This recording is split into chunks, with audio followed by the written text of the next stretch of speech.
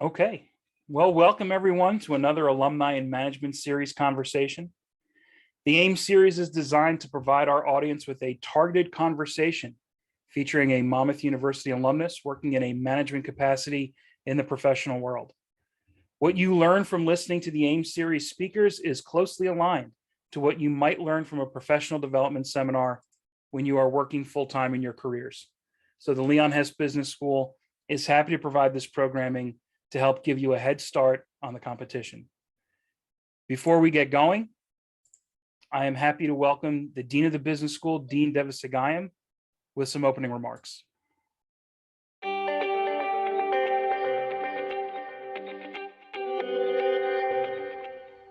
Welcome to the Alumni in Management series. This is a series of one-on-one conversations that's designed to bring in the expertise and experience of emergent leaders to our classrooms. We in the Leon Hess Business School believe that your learning outside the classroom is truly essential to supplement our learning inside the classroom. As you listen to the conversation this evening, focus in and relate it to your own experience, your own professional experience from jobs, from internships, and see what you can learn that would be of help to you right away, in the near future as you approach the job market, and in the distant future as you craft your own leadership path.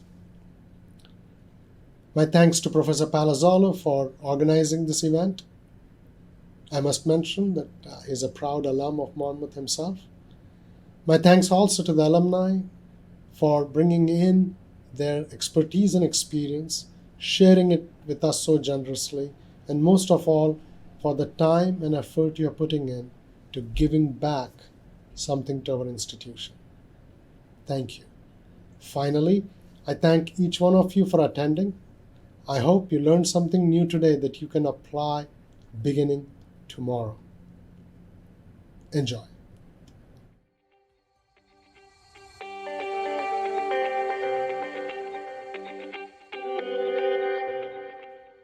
So thank you to Dean Devasagayam for welcoming us here. We appreciate that.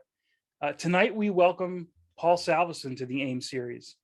And to start, we are going to play a brief video of Paul introducing himself to everyone.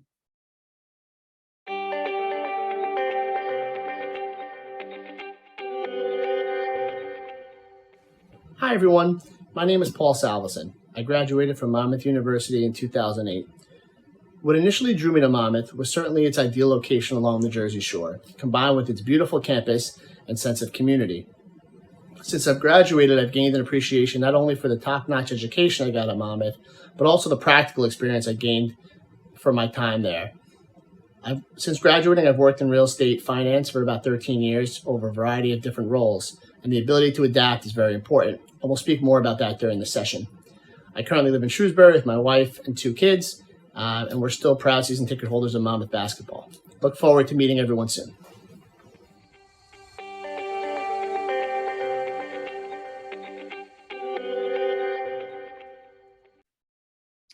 Well, thank you, Paul, for introducing yourself. It makes my job a little bit easier. Hey, after watching that introductory video, is there anything else that you think we should know about you before we get going? Hi, everyone. Thanks for having me.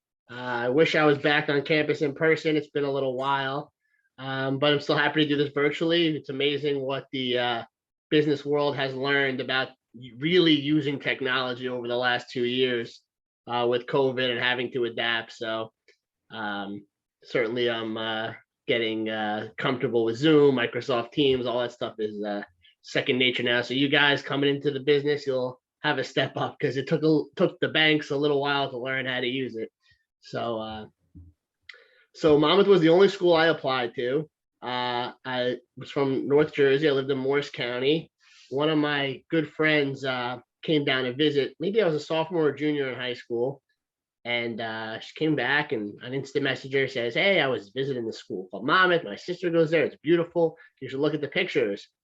And I went to the website and I said, "Oh, this school's really cool." I looked at the price and I was like, "Oh my God, It was $27,000 then. So maybe it tells you how old I am. And I was like, wow, that's crazy. I'm not even going to mention it to my parents, right? That's so much money. I realized 2 months later, that's how much all the schools cost. So long story short, I came down to Monmouth. They gave me a small little scholarship, and I applied right away, early decision. They convinced me to do that, and built a life down the shore. I never left. I graduated in 2008. My first job was in Woodbridge, which is about halfway between home and Monmouth. So when the decision came, where should I live? Obviously, an apartment in Long Branch was the easy decision. Rented a couple other places. Eventually bought a house in Oceanport with my fiance and then wife. Moved to Shrewsbury 5 years ago, near the Grove off of 35 towards Red Bank. Lived there with my wife. I have twin boys and a dog. And every winter, I look forward to going to Monmouth. I have season tickets, so big fan of the college basketball, and really excited to kind of talk to the business school again. It's been a little while, so Professor Palazzolo contacted me. I attended one of the AIM series sessions on campus a year ago, and I thought, or maybe 2 years ago now, and I thought it was awesome. So I'm really, really happy to be a part of it. Yeah, that was Management Matters back in the time before COVID, November 2019. We had a couple of good speakers there. Maybe we'll get some of those speakers into the AIM series at some point. And of course, you said you live in Shrewsbury with your wife and your two twin boys and your dog Nochi, and another boy on the way. Another boy on the way, February, right at the end of basketball season. So it might be tight there in the front row. Well, at least you'll get some of those games in before you have to stay at home a little bit. So is there anything particularly unique you think about your path to Monmouth University, aside from the fact that it was the only place you applied to, and at first the price tag made you take a second look? Anything else unique about that journey here?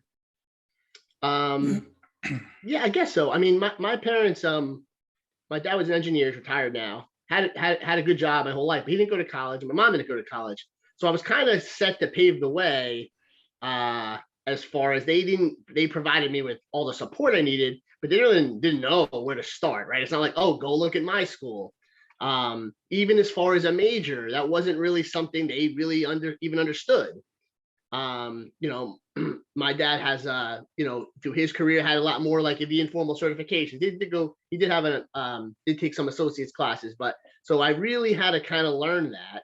And the high school advisors then were good, but they, were spread very thin. I went to a bigger high school in North Jersey where every advisor probably has 1,000 students, or 800 students.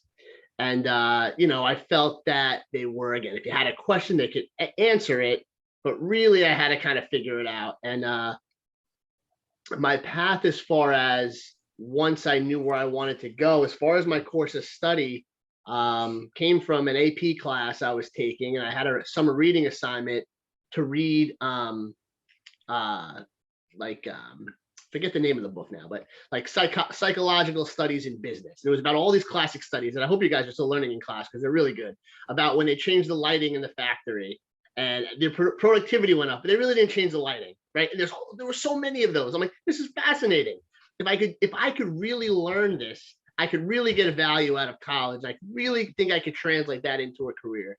So that's kind of, I thought, was unique. I ended up, my major was psychology. I took several management classes at School of Business, and I've only worked in business, but I did go in from the path of research, which I think is kind of unique. So I think it was important to kind of mention that, and it really came about just from like summer reading and something that I found interesting and that I thought I'd be good at.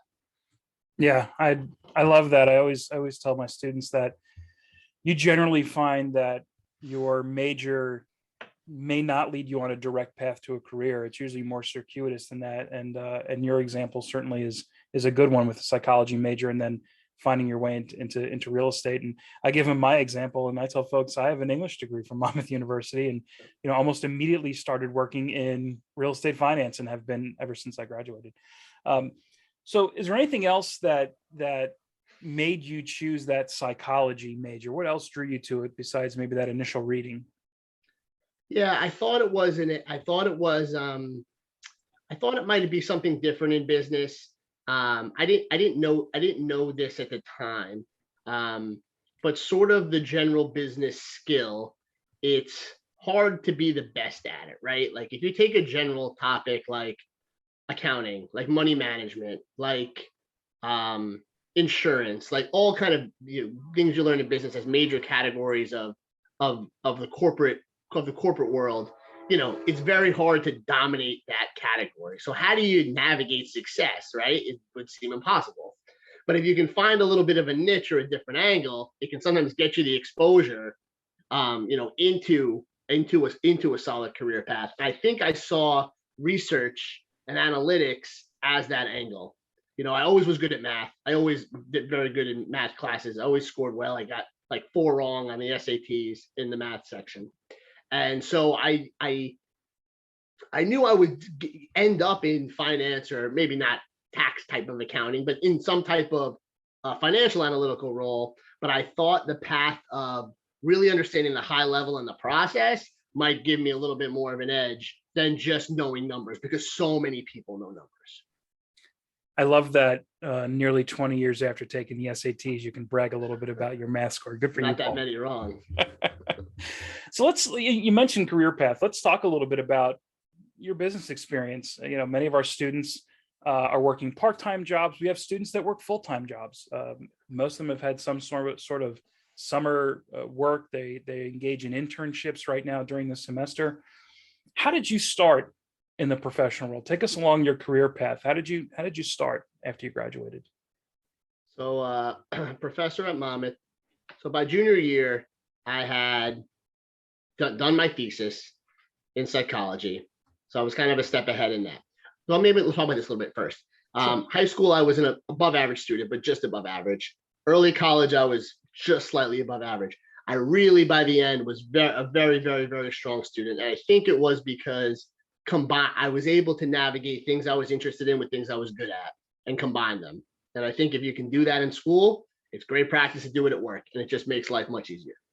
So by junior and senior year at Monmouth, I was a very, very good student. I did my thesis on leadership styles and their effect on productivity.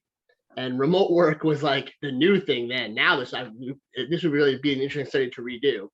My thesis was we manipulated 3 leadership styles: a really strict leader, a sort of middle of the road, very structured leader, but that takes employee input, and a leader that laissez-faire leader, right? That doesn't have any, give any direction to the employees, just kind of lets them go.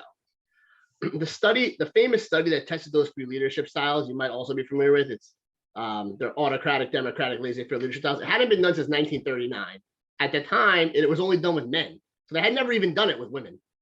So I'm like, this is a really good idea. It combines what I'm good at, what I have an interest in. And then I took another variable. I wanted to retest those variables, right? We did a simple task with those 3 leadership styles.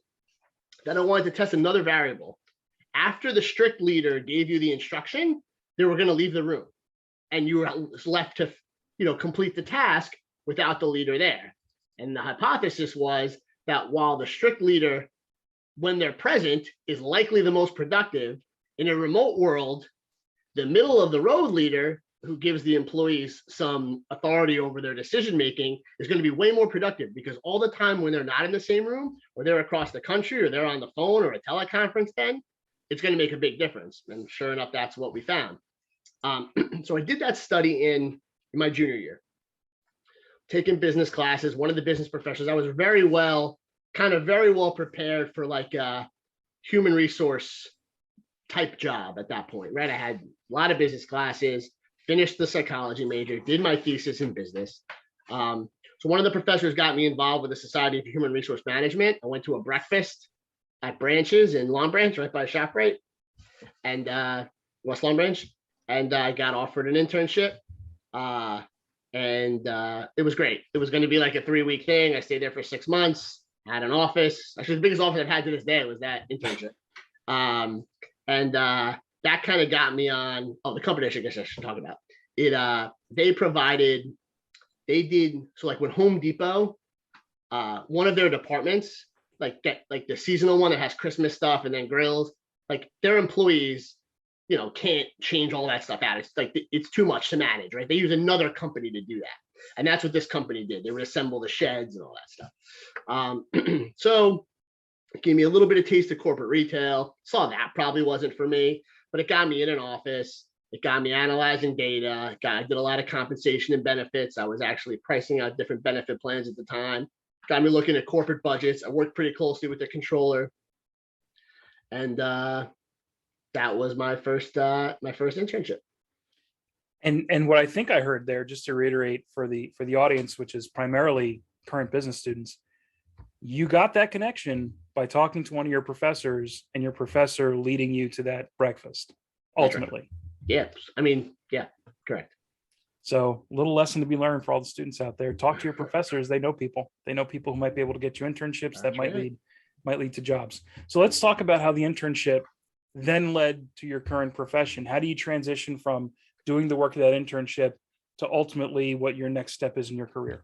Great question. Okay, so now it's the spring of my senior year, right? I take some more business classes. Okay, I kind of know what I want to do in a company. I want to be involved on business development. Let me say that, I guess.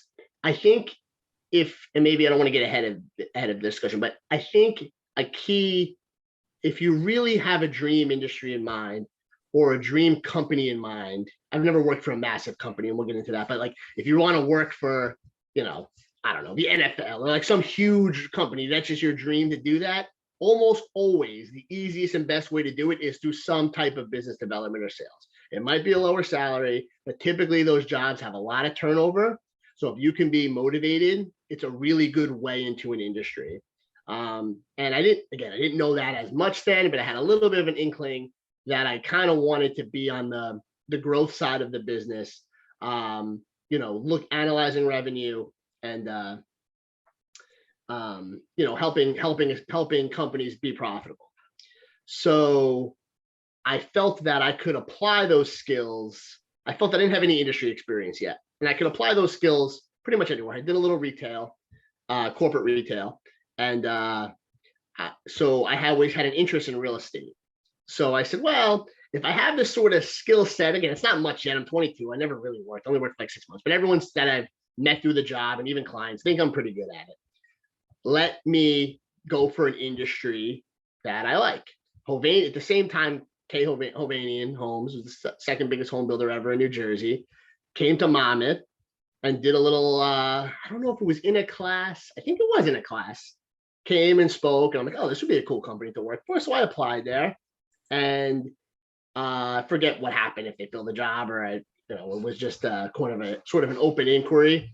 Ended up applying to another home builder in May of 2008. Went to a meeting. They're like, this person's young, has a lot of energy, seems smart. You're hired. So that felt good. Locked it in. It wasn't a high salary. It was okay. So now 2008, the economy's crashing, right? So by those standards, it was okay money. It was a fixed salary, even though it was a sort of a sales type of job. I was doing portfolio management for third parties, right? I worked for a developer, but the developer would be hired to do like capital budgeting, income and expense auditing for other clients. And that's the side that I worked on. And I graduated Monmouth on a Wednesday, started there on Monday, I think. Maybe I had a week off, but I don't know. It's great. It's great to jump right into it. I mean, why wait, right? Why wait? Yeah, I haven't stopped yet. So you get into that company right after you graduate, and you're finding a way to take your skills from the internship and apply them in the new real estate company. How does it feel to be in that new company? Now this is your first big job out of school. What is that like? We've got students that are with us here that are going to graduate, some in December, coming up in just a few weeks. Others are going to graduate in May.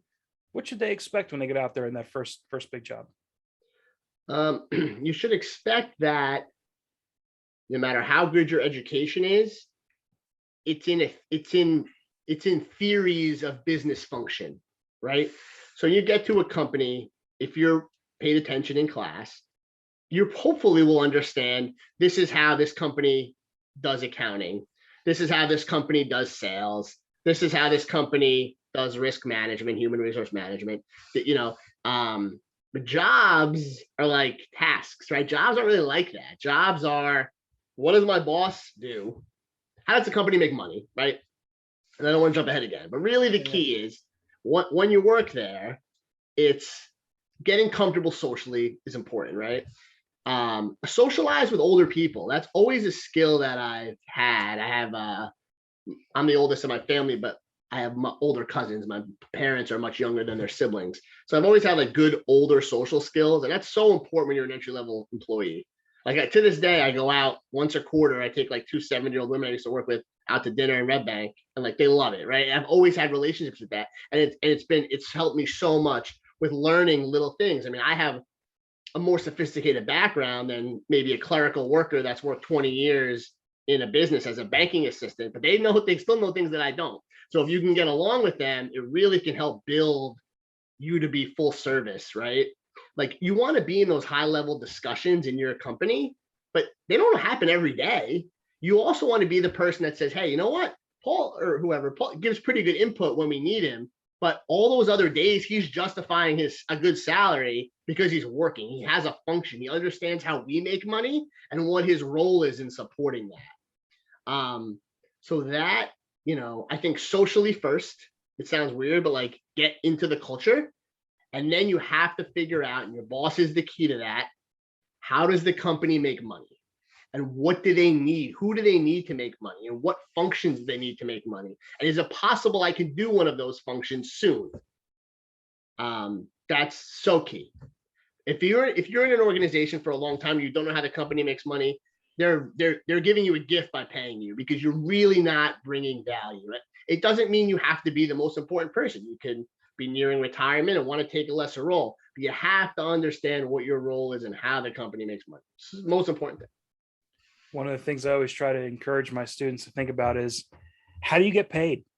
How does the money flow from the consumer or the customer's hand into ultimately your pocket? You have to understand that. If you don't understand that, how do you know you're even in a stable job?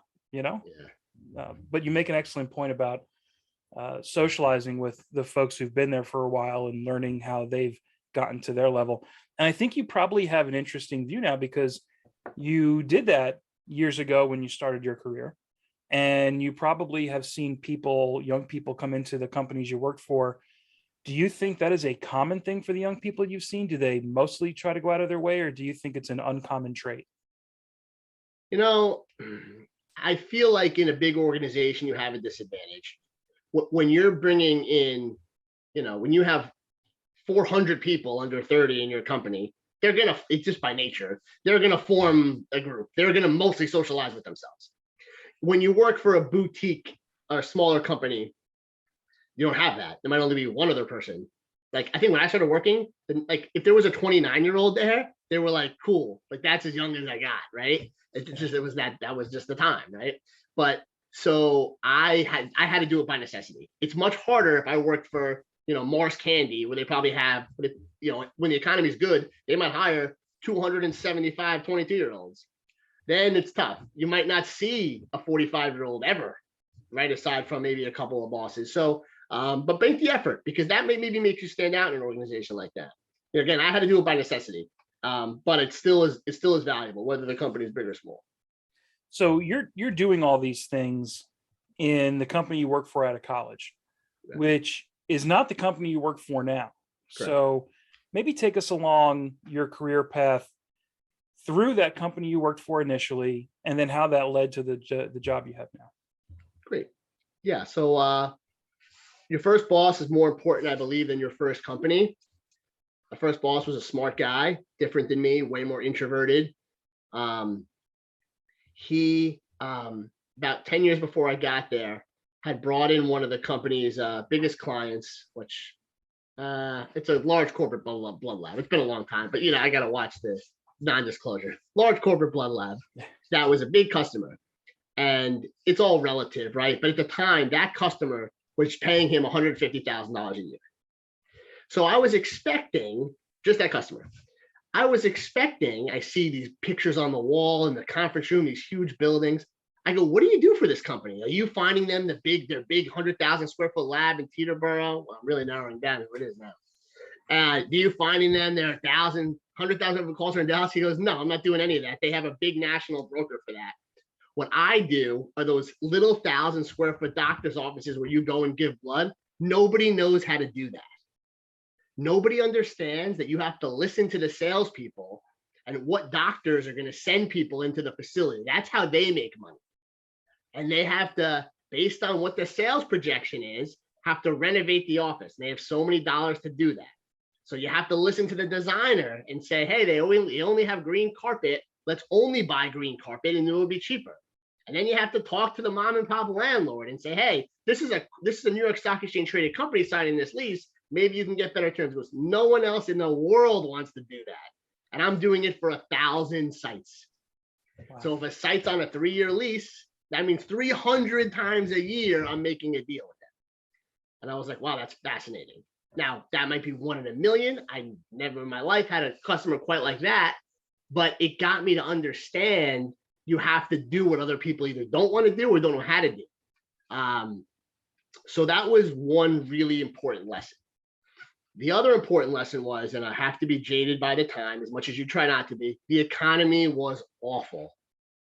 There were some wealthy people in my office. They were losing so much money in the stock market every day. It was like crazy. The market there was nothing like it. The economy, I got into the workforce and the economy was going like this. Corporate clients were going away. Everybody was downsizing. So the other big factor, number one, my boss telling me to do things that no one else wants to do or knows how to do. The other factor was the people that I saw working. We had some apartments, not a lot. It was mostly corporate business, hotels, office buildings. But we had some apartments. Those people were busy. They weren't the highest paid in the company, but everyone else was looking for work to do, downsizing, getting laid off. The few people that managed those apartments had tons of work to do. And at the time I was like jealous because literally the economy was that bad. Everyone was looking to stay busy and keep deal flow up. And I was like, that's interesting. So 5 years go by. I was there for 5 years, which is a long time for a first job. And I pivoted to the same role, pretty much, but rather than working for those clients in the portfolio, which were typically tenants, went to the landlord side for apartments. 3,000 square foot apartment portfolio based in Piscataway. The apartment business is very decentralized, right? Like you think of when you go lease an apartment, there's like a little office there. There's a couple employees. One's in charge of leasing, one's in charge of maintenance. Maybe there's a manager. The time the trend was just starting to bring some of the infrastructure. Apartments were starting to get a lot nicer. Renting was not I can't afford to own thing. It was that's what I'm choosing to do thing. And affluent people were starting to rent. This is about 10 years ago. Yep. So we were starting to make, the trend was, and right when I joined this company, they were doing the same thing. They were starting to make the offices like clubhouses, right? They had a pool, they had a pool table. They didn't want boring work to be done there.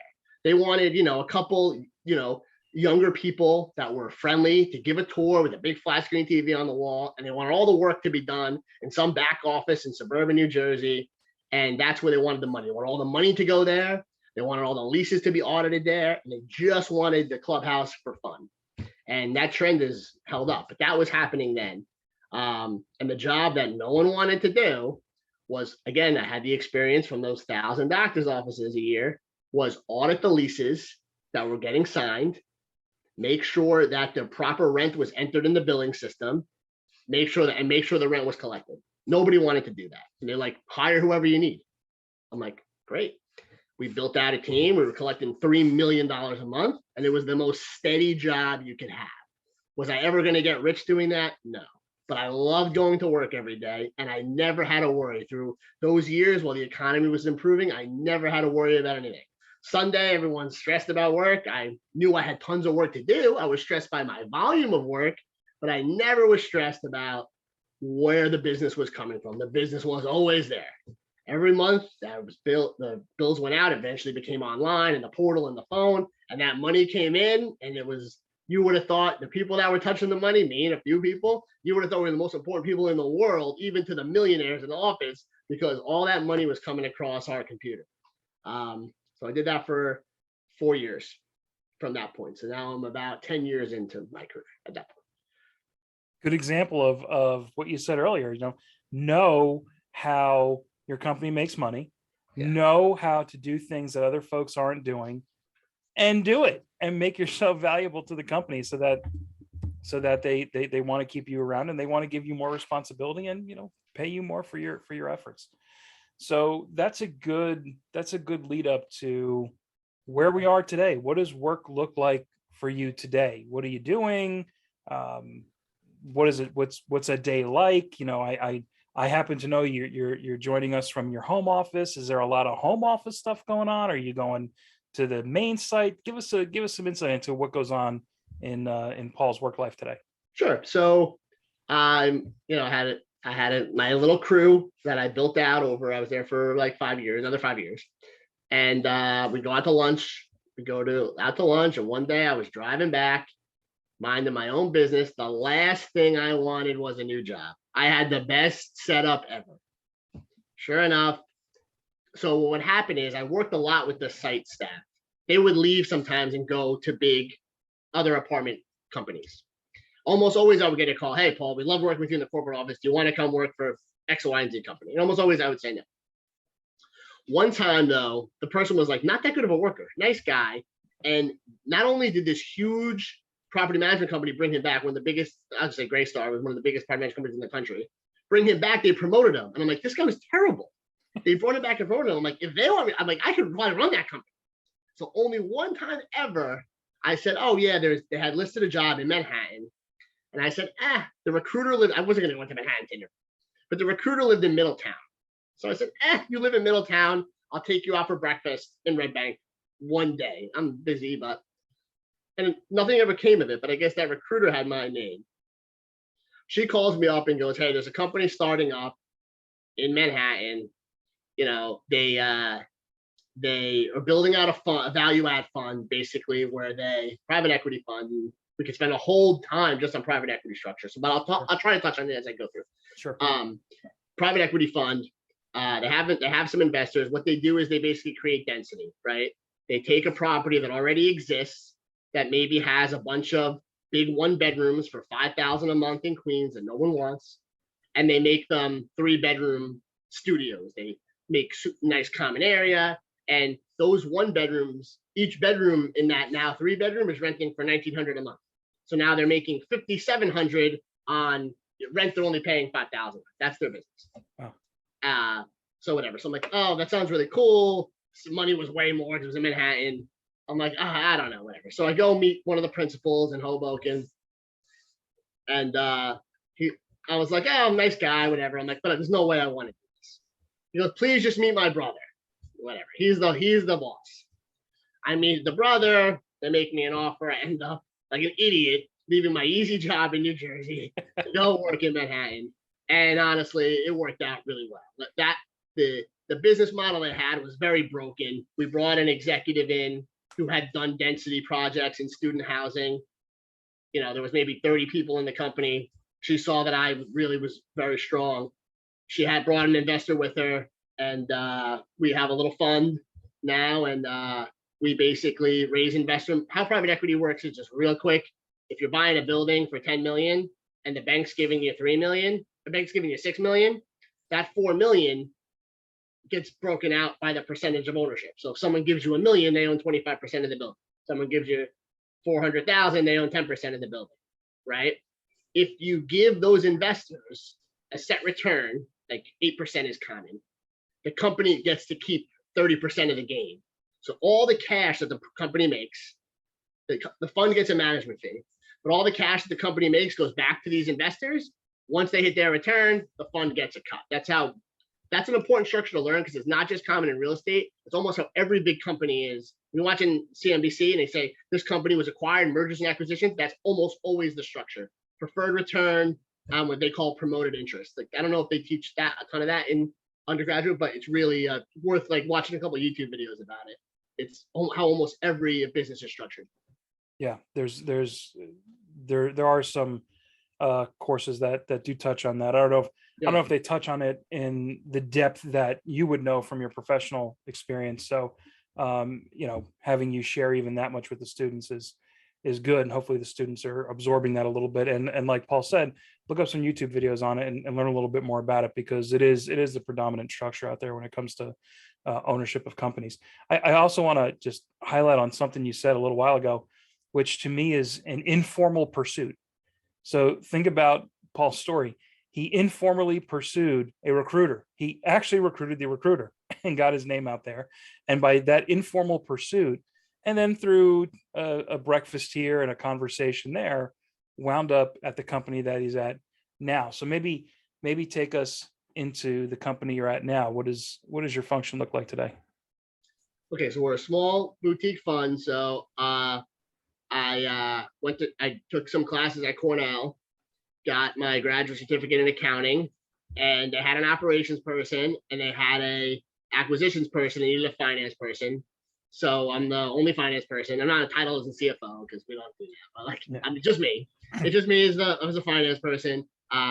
We retained some really high level CPAs. My title is controller. We retained some really high level CPAs, and we pretty much I manage income and expenses day to day. Right. I said you have to have a day to day function. My day to day function is money coming in and expenses going out, and one of those expenses is the management fee. That's how the company makes money. On my more high level days, dealing with the lender, right? If the property is worth 10 million, you probably owe the lender like 6. So there's an agreement that's this thick. You got to do all sorts of, you have to pay them every month. You also do all sorts of other things. And then the 4 million that came from the investors, they also have other needs. There's a software and they get a dividend every year. Process that. I just did it today for one of our deals, actually. They have questions if they need things. Sometimes their money's coming from another fund. So they might say, hey, can I have a list of whatever, investor relations. So I would say day to day, income in, expenses out, high level, lender, and investor. That's pretty much my day. I also do support the site staff because I did this business on the ground for so long. If a leasing agent has a question, I sometimes have to answer. Sometimes have the answer. I always say, this is important too, when I say where the money comes from. Whenever I call a leasing agent, they could just be hired. They could be making $14 an hour. It could be part-time. I always say the same thing when I start the call. I never noticed it. Someone pointed it out to me. I say, I'm sorry to bother you, because their job is the most important. If people aren't moving in, the millionaires aren't getting their dividends. We're not getting, the employees aren't getting paid. So that's number one. That's the start of the money in the real estate business. So I really treat those employees valuable. The people that understand that are successful. I mean, I'm nothing, but I mean, we have, some of our principals have $20 or $30 million and are guaranteeing the loans. The smart ones treat the leasing agents well, and the maintenance people too. They understand that that's where the money starts. We're spending the money. The money's made when people move in and pay rent. Again, got to know how you get paid. Got to know how money comes into the company, right? Always comes back to that. So I wonder what the connection is to some of the lessons you learned at Monmouth University. Are there any lessons from your classes, any experiences from your undergraduate years that stand out to you as particularly formative for your professional experience? Sure. So I had a couple of things. One thing I'll speak to that I think is important to mention, maybe not specific to a class. I've done both my siblings went to Penn State. My wife went to Rutgers, and I've done our private equity real estate deals are usually at really big public campuses. So I've been at UF at Florida State, and particularly those Florida schools, it's unbelievable. The experience we're having there is crazy, but it's a bubble. You're eventually going to leave the bubble. Where I have an advantage at Monmouth that it's really even hard to speak on, but I noticed it with other Monmouth graduates have come across. When I was 22, I already had 4 years of experience as an adult. So if someone was coming from Penn State, maybe they had one class that I didn't have, or I don't even believe that really. But sometimes some maybe higher level Ivy League schools. But I was already 4 years as an adult because I lived. I had a car. Went to restaurants. Right. I lived an adult life while I was at Monmouth and learning. So I wasn't starting as a kid in the workforce. I was starting as sort of an adult in the workforce. And I have to give Monmouth a lot of credit for that. It's not that type of school where you're living in a fantasy world. It's a type of school where you're learning, and it's a great life there too, of course, but it's a little bit of an adult life, and that's a tremendous advantage, way more than anything I could pick out of a specific book. But really, some of the business professors, I had a lot of adjuncts then that were professionals, and they spoke to industry experience. I really think that's the way to, and success isn't just about money, but the way to be a high earner is not to be, a all around finance expert. Is to be a finance expert specifically in, the secondary lending financial sector, like something random, right? No one even knows if they don't do it, but you know everything about it, right? Like I know a very successful IT person that you'd say, oh, IT, can be lucrative, but it's whatever. In a lot of businesses, it's middle of the road management. He does it for Credit Suisse, and all these investment banks just want to use him now because they can say, oh, Credit Suisse uses them. Oh, Goldman Sachs uses them. He doesn't probably do anything other than a regular IT person does at Monmouth. They make a fortune because they've identified a path of a niche.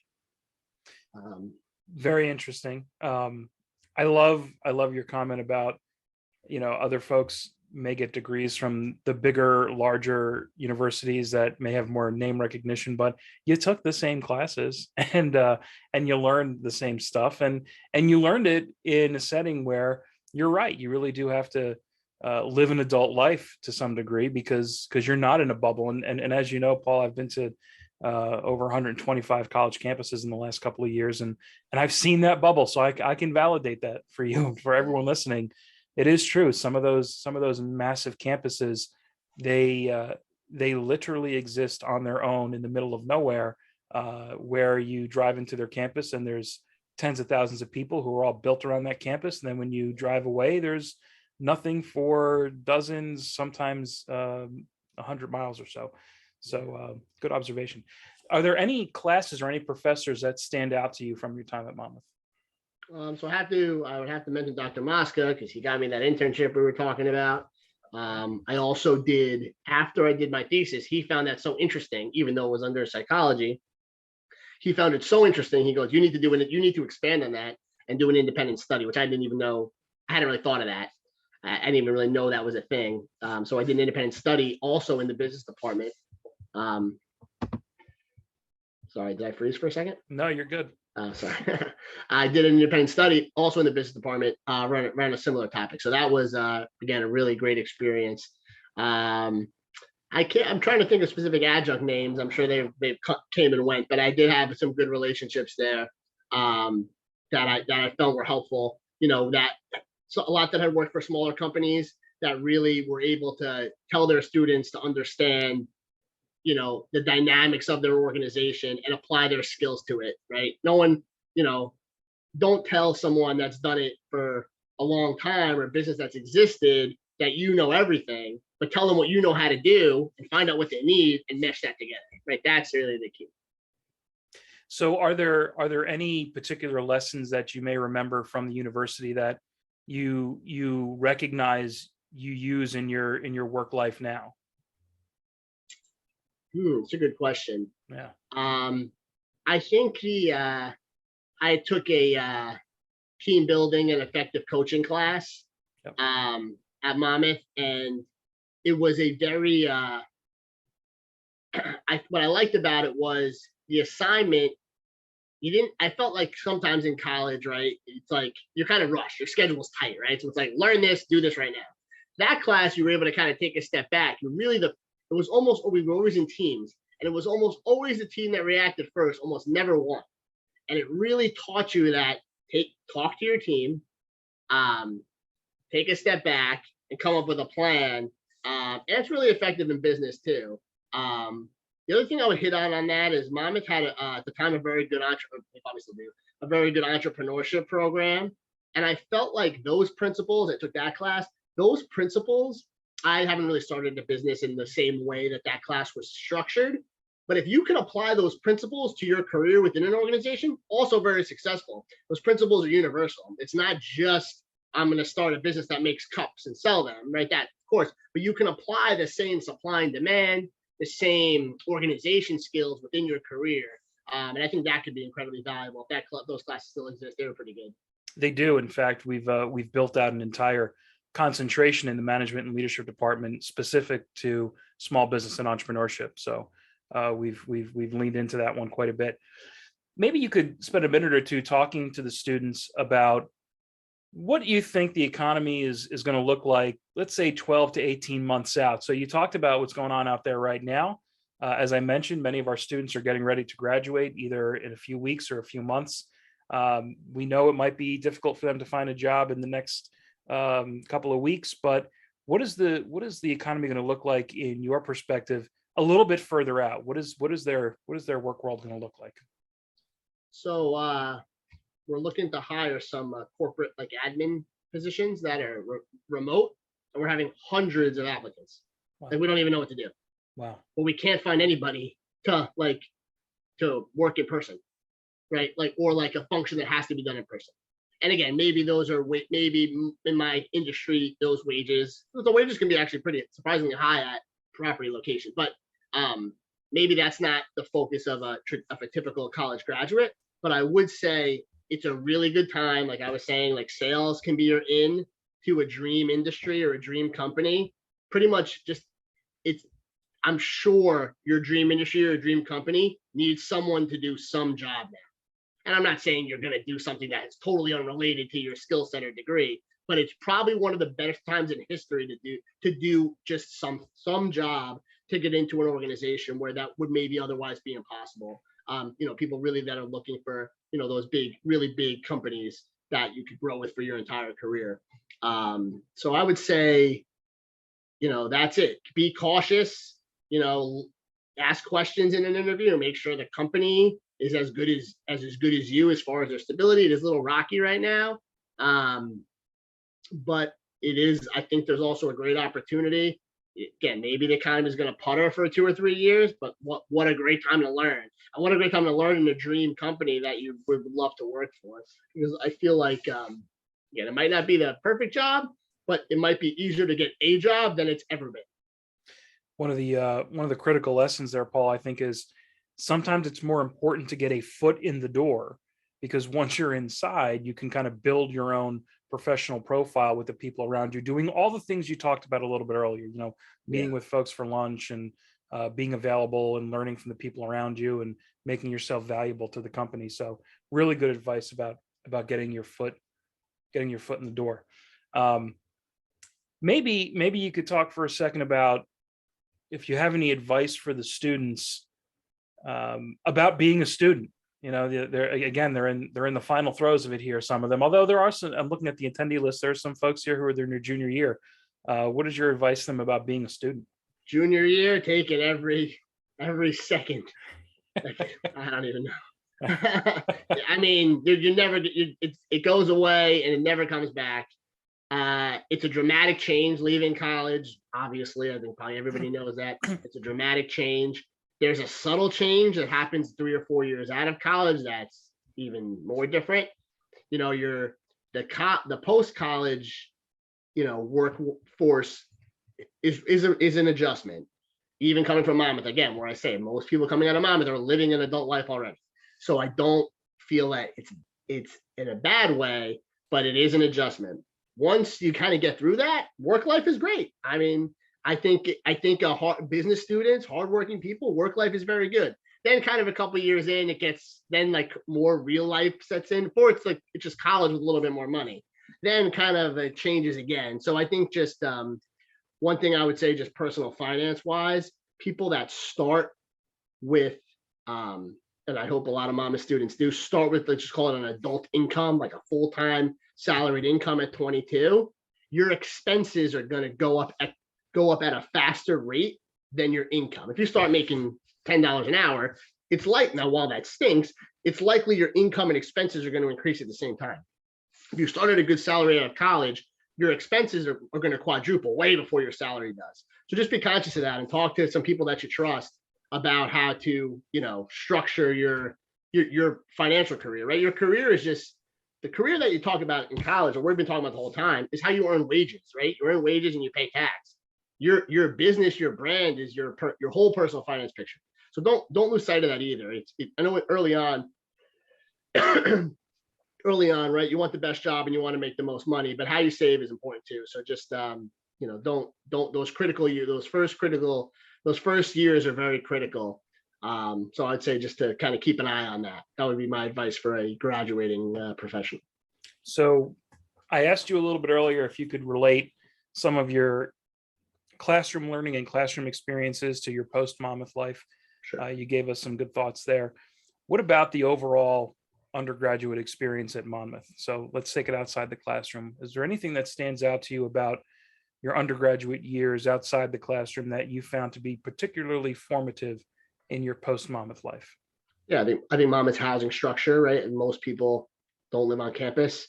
So you have to, whether your parents pay rent or not, you still have to deal with the administrative part of paying rent and utilities. And again, I had a car all 4 years. I went to the mall and I went out to eat and I had to keep a little bit of a budget, and I worked in the summer and again, things that I don't think are a given at every school. I think kids are a little, maybe it's getting, this pendulum swinging back a little bit. I think kids have been a little bit babied, right, up until 18. And if you're baby, which is okay, but if you're baby up until 22, work's going to be a real adjustment.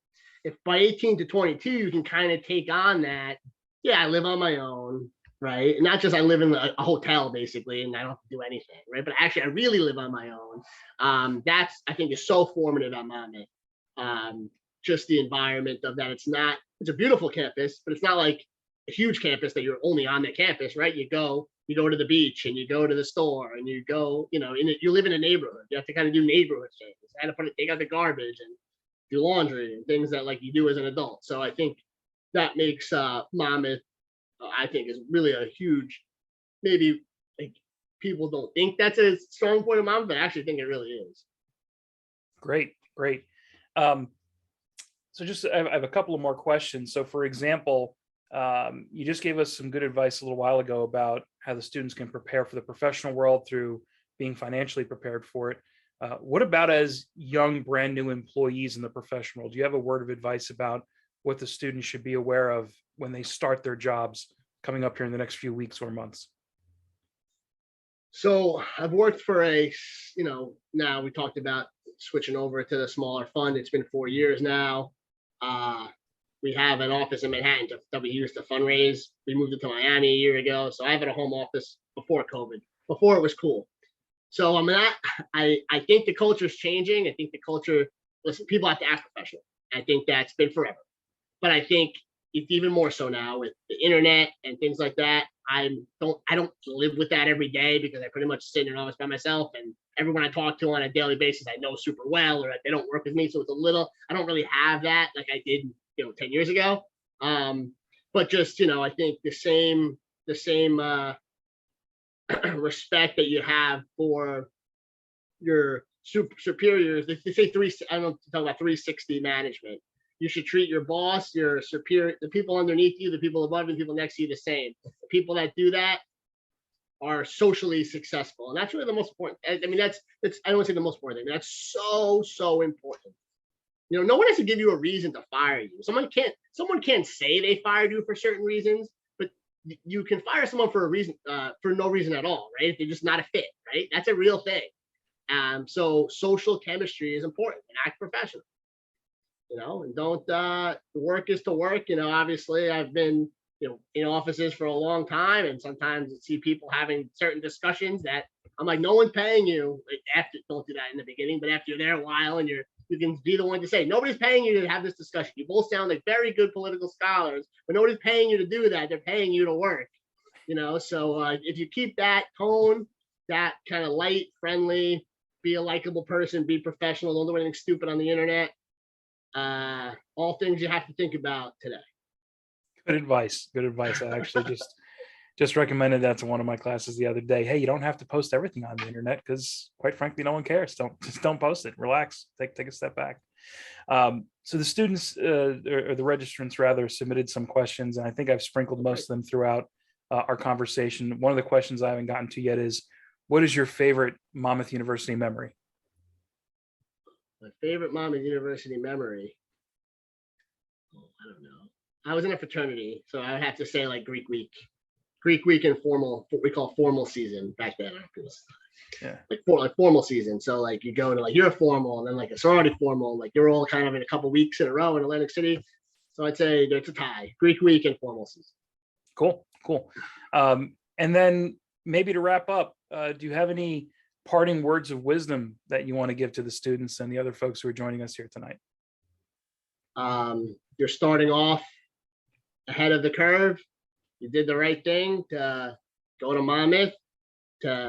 I don't know if this is a mandatory thing, but you're taking the right steps to prepare yourselves, right? It's not just about what's in the book, it's about everything else. And follow, you kind of know at this age, try to get a handle on what you're good at. It's much easier to do what you're good at than what you're not. You want to mesh in some interest as well, and then find a company that needs it. Most people work for employers that you've never heard of, right? It's like all the little names that you didn't know existed, and they could be very nice places to work. But if you have a dream to work at a huge company that everyone knows, that's okay too, right? It's about, but it's a lot harder though to find out what they need there. So make sure you get in. It's a good time to get in now. I think COVID did bring that. It's a great time to get into a huge company, but spend your couple years there making money. If you make money, that's great. But learning what they do and how they really make money, right? You think it might be obvious, right? Oh, I know how Coca-Cola makes money. They sell Coca-Cola, sure, but there's probably, I don't even know, 75,000 employees, and I could be way off. But like you'll see when you get a job there, oh, well, this sector really does this, right? And this is how this works. And just spend a couple of years doing that, and it'll pay dividends for the rest of your life. Great. Well, thank you for joining us here tonight, Paul. We appreciate your wisdom and learning from you. Thank you, everyone who joined us here for the AIM series. And with that, thanks again, and we'll see everyone next time. Take care. Thanks, everyone.